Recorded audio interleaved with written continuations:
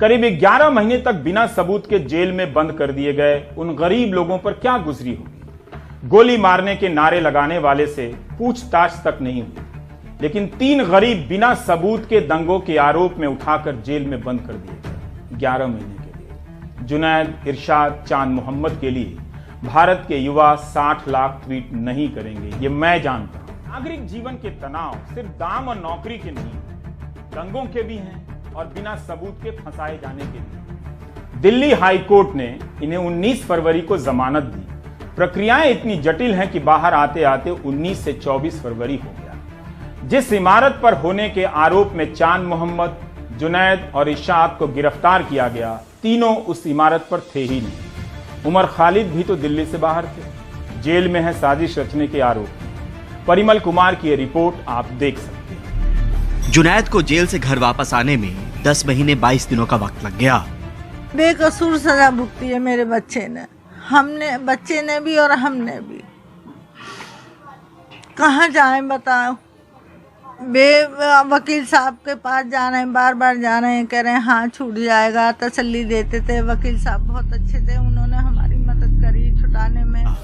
दिल्ली दंगों में एक शख्स की मौत के आरोप में पिछले साल 2 अप्रैल से ये जेल में था। जमानत 19 फरवरी को हुई, पर आदेश की कॉपी जेल तक आते आते और 5 दिन गुजर गए। बुधवार देर रात रिहाई मुमकिन हो पाई।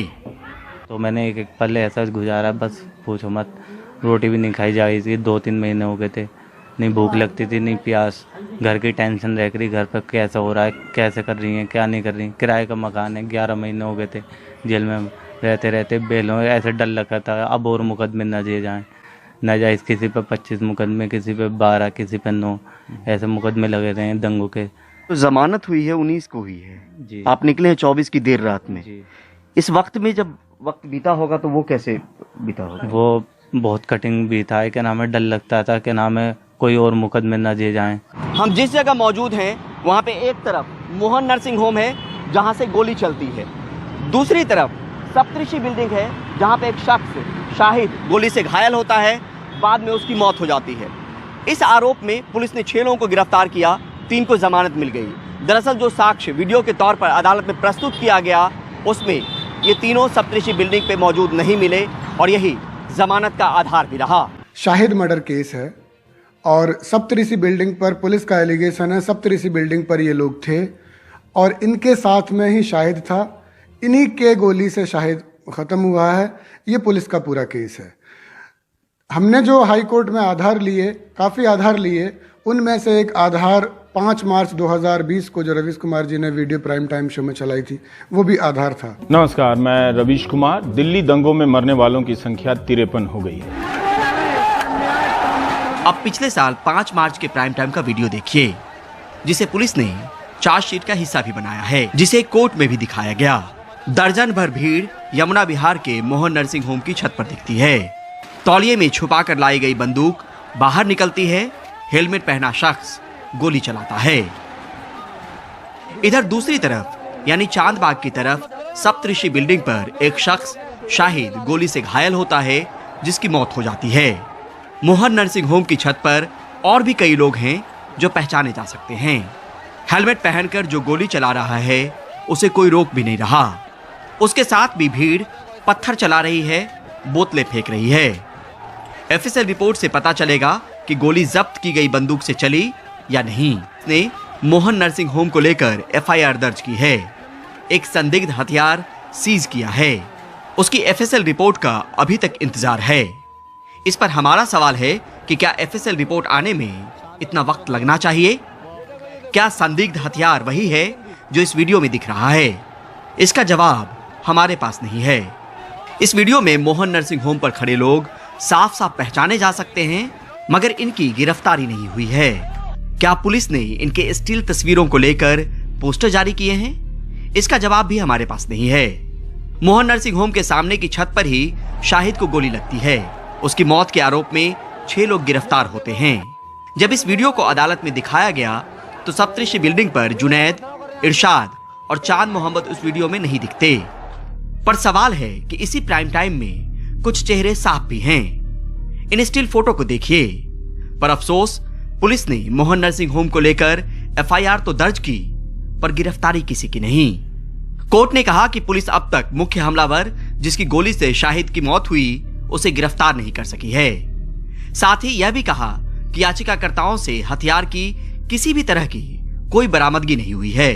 जस्टिस कैथ ने एनडीटीवी के वीडियो के बारे में कहा है कि जैसा कि याचिकाकर्ता की ओर से पेश वकील ने प्रस्तुत किया है कि पुलिस द्वारा भरोसा किए गए वीडियो में ही ठीक 10 मिनट वीडियो चलाने के बाद यह दिखता है कि एनडीटीवी के prime time anchor Ravish Kumar ने कहा कि मोहन नर्सिंग होम अस्पताल में एक व्यक्ति राइफल निकाल रहा है और हेलमेट पहना हुआ है। एक अन्य व्यक्ति है जो हथियार को रुमाल के साथ कवर कर रहा है और बाद में उन्हें वीडियो में भी देखा जा सकता है। हालांकि अभियोजन पक्ष ने स्वीकार किया कि दोनों पक्षों के उपद्रवी एक दूसरे पर पथराव कर रहे थे और गोलीबारी कर रहे थे, लेकिन जांच एजेंसी ने इमारत के एक ही तरफ ध्यान केंद्रित किया है, ऐसा प्रतीत होता है। आगे इस वीडियो में है कि गोलीबारी केवल मोहन नर्सिंग होम से ही की जा रही है, न कि सप्तऋषि बिल्डिंग से। पर वो गिरफ्तार हो गए जो शामिल नहीं थे। इसी में एक और चांद मोहम्मद हैं, 2 बच्चों के पिता हैं, गाड़ी चलाते हैं, पर 9 महीने 8 दिन परिवार से दूर जेल में कटी। अब सप्तऋषि बिल्डिंग के शाहिद मर्डर केस में तो इरशाद की जमानत हो गई, पर दूसरे मामले और भी थे। अब परिवार के बीच हैं। पिता संघर्ष करते रहे और तब परिवार के बीच तक आने का सफर मुमकिन हो पाया। मैं रोज का कमाने खाने वाला और मेरी ज़िंदगी नर्क बना दी, उन्होंने जेल में डाल दिया और सुनवाई भी नहीं करी बिना फालतू में ना, जबकि मैं कहीं फोटो में हो, कहीं वीडियो में हो, करने का जो करने वाले उन्हें पकड़ा नहीं। मेरे से आपका मोबाइल भी वहाँ पे नहीं था? मोबाइल लोकेशन के जरिए नहीं? मोबाइल तो मेरे पे, मैं था ही नहीं वहाँ, खुरेजी में था। मोबाइल लोकेशन तो जब आएगा, जब मैं ना लोकेशन मिली, बाद में यूँ कह दिया जो मेरा फैसला आया कि चल तुम्हारा कोई लोकेशन नहीं है, कुछ नहीं है, लेकिन मेरा इतना टाइम वेस्ट हो गया, इतना कीमती टाइम बेकार हो गया। मैं रोज का कमाने खाने वाला, मेरा पापा, मेरी फैमिली इतनी परेशान हुई, उसका क्या होगा। उसको लेकर भी कानूनी खानापूर्ति हो चुकी है, जमानत मिल चुकी है, पर वो अब भी जेल में ही है। एक घर में अफेयर है तो एक उसमें कोर्ट में है हमारा। हम ऐसे हमने टाइम काटा, मेरे बच्चे बेकसूर है, काम पैसा बचता बचाता आ रहा वहाँ से और घर पैसे लेके गई। वो तो वैसे भी भीड़ भाड़ में जाने लायक बिना, उसकी तो टांग में फ्रैक्चर हुआ हुआ है। आप कम से कम वापस आ रहे हैं तो अब तकलीफ कुछ कम हो जाएगी। बहुत तकलीफ कम हुई है अब तक, मुझसे और ज्यादा कहना जाएगा। न जाने कितने ही घर झुलसे, पर निशा अब भी बाकी है।